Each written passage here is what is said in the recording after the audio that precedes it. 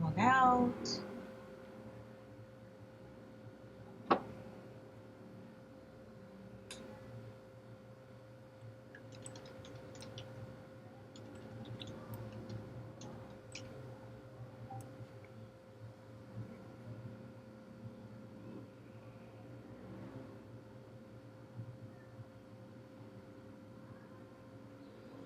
All right, we got to create the new employee in QuickBooks. So we just take the new employee information that they gave us and we enter it, which I need to see if that's his legal name. I guess it is because that's what he put on all of his forms.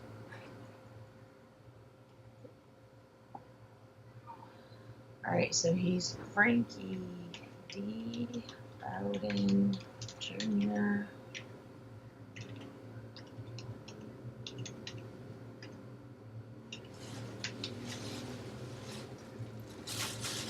And all of this is just, straight filling his information in off the forms he turned in. Mm-hmm.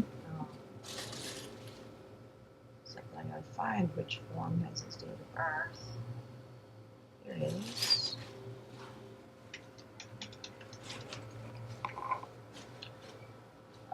The whole married is usually marked on his tax forms, so we have to kind of look for that.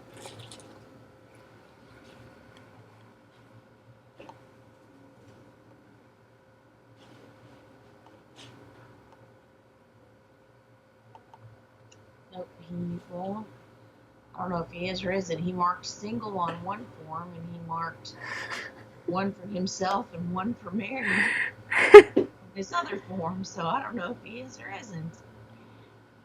Maybe the status is it's complicated. Yeah. I could have marked it as single and just leave it at that. Address.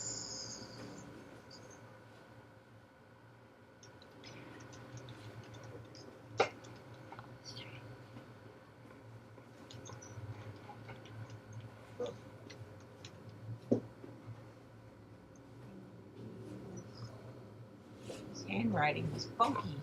It is funky.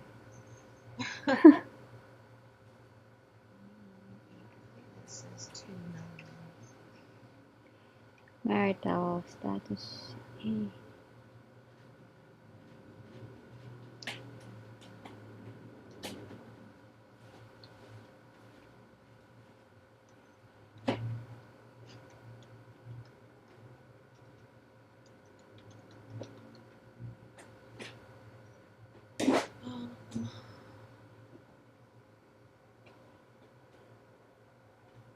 Right here is where we put what department he's in. So he's in add-on replacement. It did not give me his direct deposit information, nor did they tell me how much to pay him, which is, an important thing. Always when we get a new hire, I go ahead and set up their due from account, even though they probably won't have anything for a while. It's just part of what I do right when I create their new employee. So that's going to be a deduction. So I just go here and create the deduction. Due from F. Bowden. And right here is where it says liability account. And this is where we create that, the actual chart of account. So I'm going to actually go up here and tell it that I want a new one. And it's an asset, other current asset, due from Frankie Bowden. And we always make it a sub account of the primary one that says due from employees. Mm-hmm. And it is not a tax deductible item. This is just for things that we're deducting out of his paycheck. So none of these taxable things are marked. and it's not ever really going to be something that's calculated. So we just click next, next, next, and finish, because Okay. it's always going to be different. This is for his spiffs or excuse me, his spiffs or his internet usage deductions or tool deductions, whatever. Uh-huh. So we just created the payroll item and the chart of account for him. Um, Taxes, I'm just using the tax form that he filled out and answering these questions. I'm gonna go to that. I'm gonna say that he was marked single. There's no place where he actually. It doesn't. Oh yeah, it is. Never mind. I found the checkbox that he marked that says single. All right, I'm crazy. He deducted himself twice, um, which is weird, but it is what it is. So he's single and he's taking 2 deductions, and these are automatically marked: Medicare, Social Security, and federal unemployment, and they should stay marked. And we don't have anybody that's really claiming this advanced earned income, but if he was, it would be marked on his forms. So then we click on state. He works in the state of Georgia because that's where the company is. This is state unemployment, and it's also automatically always checked. And then this state subject to withholding is, also Georgia, because he lives in Georgia, he works in Georgia. And here on his state form, we're just going to copy what he marked on his state form. And he marked that he was single and he has 1 allowance. And then other is blank. But what happens is, as soon as we click OK, QuickBooks automatically adds this one, and then I have to delete it. And then I click OK, and it says, "Are you sure that he doesn't have that?" And I say no. The reason for that is one of the taxes that we automatically pay is broken up with a percentage of it goes to Georgia admin, but our CPA set this all up in the very beginning, and they don't split that tax out. They keep it combined in the primary one. So I just follow the same pattern that they did. And I don't ever allow that to be added. That way all the employees are set up the same. All right, so they did not give us a direct deposit for him yet. We entered his taxes. There is no raise and promotion yet because he just started working here. On the sick and vacation, we always come in here and mark it to be beginning of year, and beginning of year is his hire date, which you told me was that Monday? Uh, I'll have to look at the email you sent me. Hold on. I think it's Monday, but let me check. Joe started today. Oh, that was Wednesday. Yesterday. That you sent this to me. Yesterday. Okay. Yep. Yes. So he started yesterday, 4/20. So his beginning of his year is right here. He does not get to start accruing sick leave until his anniversary date. So we're going to say that his year begins on April the 20th.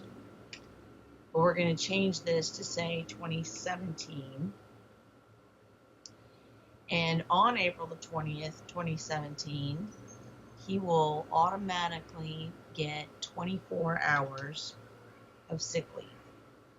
So we have this set up, and when that date comes, it'll automatically take these hours and move them up here. After that, every year, he will get 24 hours at the beginning of his year. And that's it. They don't accrue sick leave as they work. They only accrue it at the beginning of the year. And we don't click this reset because they do get to carry it over. So if he doesn't use those 24 hours, then he'll get 24 more hours. Vacation down here is the same thing. Beginning of the year, April the 20th, 2017. At the beginning of his year, he's going to get 40 hours. But now, excuse me, what's going to happen is he only gets 40 hours one time. So the beginning of his second year, he will get 40 hours that is already earned because it was for his first year of work. So when he worked here the first year, he doesn't get to take any of his vacation, but at the beginning of his second year, he automatically gets that 40 hours. But then he will start earning hours every pay period. So then we'll come in here and we'll change this to be every pay period, and we'll change it to be it's 132. So if you were to take 40 hours and divide it by weekly, because that's how often they get paid, which would be 26 pay periods, it is 1.54, and when you enter 1.54 and it converts that to time, it converts it to 1 hour and 32 minutes. So we would do that after his anniversary date. Okay. But otherwise, and I meant for that to say the 20th, not the 21st.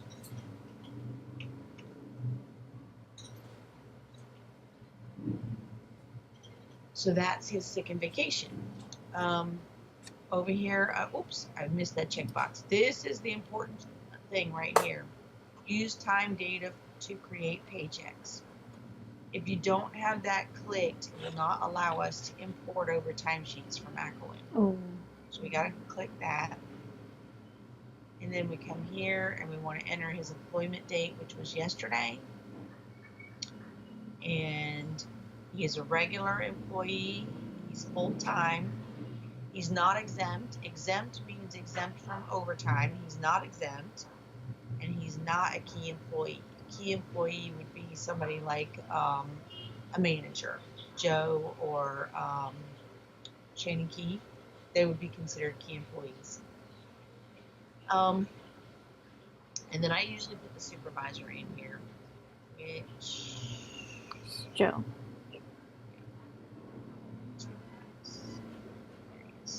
Joe. Leave of absence and termination haven't happened, so we don't have to worry about those. And then under workers' comp, we just pick what he is right here, and he would fall under this air conditioning service. He's not a salesman, he's not clerical, and he's not exempt. Exempt would be, we could choose to exempt Tony from workers' comp because he's the owner of the company. But we don't. We have Tony classified as clerical because he runs the company. But the technicians all go under air conditioning. So that is everything on the QuickBooks side for entering an employee. Now we go back to Acowin. Actually, I'm going to let you do this. I'm going to stop sharing. All right, in Acowin over there, click on accounting setup.